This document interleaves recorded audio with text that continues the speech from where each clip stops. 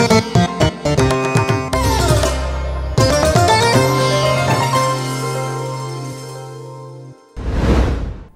প্রিয়জনেরা কেমন আছেন? ভালো আছেন তো?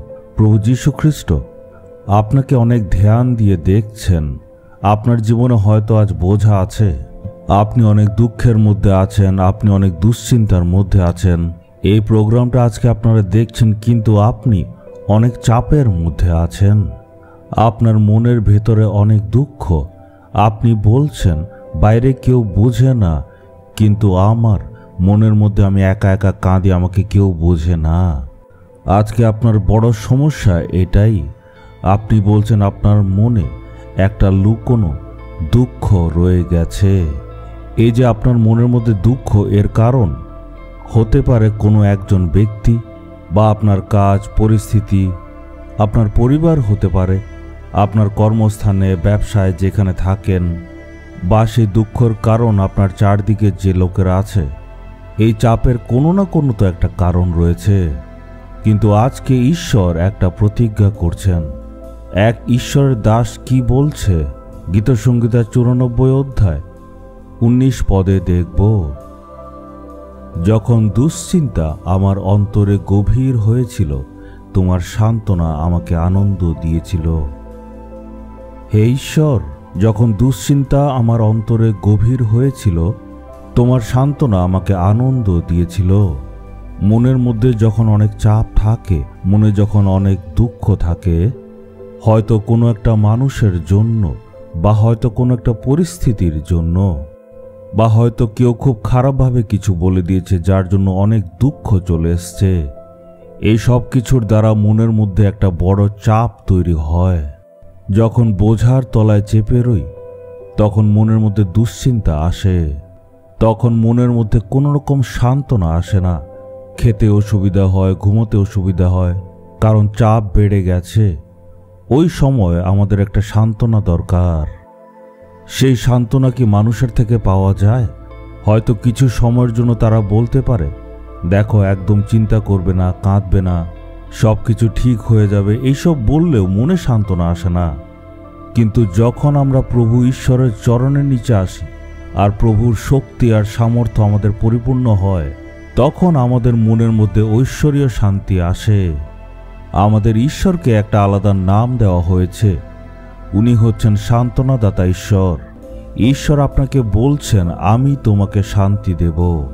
ঈশ্বর বলছেন, হে আমার সন্তান, তোমার মন ক্ষতবিক্ষত, তোমার একটা সান্ত্বনার প্রয়োজন। তোমার মনের ভেতরে অনেক রকম দুশ্চিন্তার দুঃখ রয়েছে, যার জন্য তুমি ভয়ের মধ্যে আছো।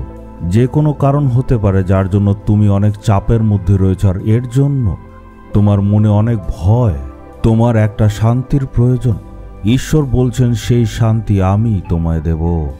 এই পৃথিবীতে যে কোনো মানুষ হতে পারে, কিন্তু যে সান্ত্বনাদাতা ঈশ্বর, উনি তাকে সান্ত্বনা দিতে পারেন। পরিস্থিতি যা ইচ্ছা হতে পারে, ঈশ্বর সেটা পাল্টাতে পারেন। ঈশ্বর আমাদের কিভাবে সান্ত্বনা দেন? সেটা পবিত্র আত্মা দ্বারা। পবিত্র আত্মাকে বাইবেলে একটা নাম দেওয়া হয়েছে, উনি সাহায্যকারী। উনি আমাদের সান্ত্বনা দেন। যখন পবিত্র আত্মার উপস্থিতি আমাদের উপর আসে, তখন উনি আমাদেরকে সান্ত্বনা দেন। অনেক দিন আগে একটা বাড়িতে প্রার্থনার জন্য আমায় ডেকেছিল। সেই ঘরে স্বামী মারা গিয়েছিল, আর যেহেতু স্বামী মারা গেছে, স্ত্রীর মনের মধ্যে অনেক দুঃখ ছিল। সেই মহিলার যত সন্তানেরা ছিল, সবাই তার কাছে এসে তাকে নানাভাবে সান্ত্বনা দিল, কিন্তু কোনোভাবেই তার মনের মধ্যে সান্ত্বনা আসছিল না। মনের মধ্যে অনেক চাপ রয়ে গেছে। সবাইকে এই কথা বলাও যাচ্ছে না। বাইরে দেখলে তো কিছুই বোঝা যায় না, কিন্তু মনের মধ্যে বোঝা ছিল। তার সন্তানেরা সান্ত্বনা দেওয়ার চেষ্টা করেছিল, সেবকরা এসে নানাভাবে বাক্য দেখিয়ে প্রার্থনা করেছিল, কিন্তু তার মনে শান্তি আসেনি। আমি যখন সেই মহিলার বাড়িতে গিয়েছিলাম, আমি দেখলাম তার মনে অনেক দুঃখ, অনেক চাপের মধ্যে আছে। স্বামী মারা গেছে, বেশি দিন হয়নি, আর এই জন্য মনের মধ্যে তার অনেক দুঃখ ছিল। আমি বুঝে গিয়েছিলাম আমার কথা দ্বারা তার মনে সান্ত্বনা আসবে না। তো আমি মনে মনে একটা সিদ্ধান্ত করলাম, তারপর প্রার্থনা করলাম, হে প্রভু, আপনার উপস্থিতি, আপনার সামর্থ্য এই পরিবারে শান্তি আনতে পারে। তাই বোঝা নিয়ে আমি বললাম, প্রভু, আপনার উপস্থিতি এই পরিবারে দিন। তখন সেই দিন ঈশ্বরের উপস্থিতি সেই ঘরের উপর আসলো। প্রভুর সামর্থ্য সেই পরিবারে নেমে এলো। আমি বললাম, মানুষ দ্বারা শান্তি আসবে না, মানুষের সান্ত্বনা দ্বারা শান্তি আসবে না। এইসব বলে যখন আমি প্রার্থনা করলাম, তখন ঈশ্বরের উপস্থিতি, ঈশ্বরের পরাক্রম সেখানে নেমে এলো। যেইমাত্র পবিত্র আত্মার উপস্থিতি সেখানে নেমে আসলো, সেই পরিবারের সকল লোকেরা পরভাষাতে প্রার্থনা করা শুরু করে দিল। পবিত্র আত্মা দিয়ে সবাই পরিপূর্ণ হলো। আস্তে আস্তে পবিত্র আত্মা সবাইকে শক্তি দিলেন। সেখানে সবাই প্রার্থনা করতে লাগলো। যেই বোনের স্বামী মারা গিয়েছিল, সে পবিত্র আত্মা দিয়ে পরিপূর্ণ হয়ে পরভাষাতে প্রার্থনা করতে লাগলো। আর সেই প্রার্থনা দ্বারা তার জীবন একটা পরিবর্তন আসলো। আমার প্রার্থনা দ্বারা হয়নি, কিন্তু পবিত্র আত্মার সামর্থ্য কাজ করলো, পবিত্র আত্মার শক্তি সেখানে কাজ করলো। সেই বোন সন্তানদেরকে ডাকলো আর তাদেরকে বলল, দেখো, এতদিন কত লোকেরা আমাকে সান্ত্বনা দেওয়ার চেষ্টা করেছিল, আমায় সান্ত্বনা দিতে অনেকে চেষ্টা করেছিল, বাক্য দ্বারাও আমাকে বলার চেষ্টা করেছিল, কিন্তু আজকে আমি পবিত্র আত্মার সামর্থ্য দিয়ে সান্ত্বনা পেলাম। পবিত্র আত্মার উপস্থিতি যখন নেমে আসলো, তখন আমি সান্ত্বনা পেলাম। ঈশ্বরের সেই পবিত্র আত্মা দ্বারা আজকে আমি শান্তি পেয়েছি। দুঃখ দিয়ে যদি মন ভরে যায়, তখন পবিত্র আত্মার উপস্থিতি আসতেই হবে। আজ কি আপনার সান্ত্বনার প্রয়োজন আছে? পবিত্র আত্মার উপস্থিতির জন্য আজ প্রার্থনা করব। পবিত্র আত্মার পরাক্রম যাতে আপনাদের মধ্যে আসে, পবিত্র আত্মার শক্তি দ্বারা যাতে আপনার জীবনে শান্তি আসে, আমি আপনার জন্য আজকে প্রার্থনা করব। চলুন বুকে হাত রেখে আমরা ঈশ্বরকে গিয়ে বলি, হে প্রভু, আমার জীবনের মধ্যে এত দুঃখ কষ্ট আছে, ভবিষ্যতে কি করব জানি না।